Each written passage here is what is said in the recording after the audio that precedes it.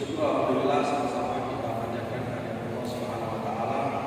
Pada kesempatan yang baik ini saya mengucapkan rasa terima kasih dan rasa bangga yang sebetulnya saya sebagai kapolres ini dikasih kesempatan untuk bisa berdiri di mimbar ini di masjid yang kita muliakan ini.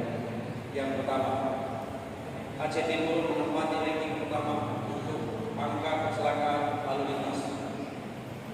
270 lebih angka kecelakaan lintas dalam 1 tahun berjalan ini mengakibatkan 72 orang meninggal dunia dan ratusan orang luka-luka. Mari kita patuhi peraturan lalu lintas. Mari kita berhati-hati dalam berkendara. Yang kedua, berdasarkan data dan fakta yang ada di Polres Aceh Timur, masalah narkoba cukup tinggi di Aceh Timur ini. Ini perlu kerjasama di antara kita semua. Yang ketiga,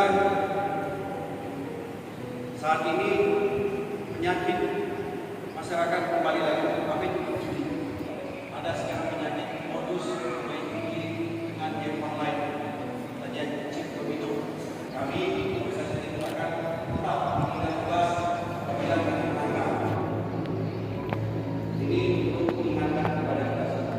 Yang keempat, kekerasan terhadap perempuan, kekerasan terhadap anak-anak, baik itu bentuknya pemerkosaan maupun pelecehan seksual.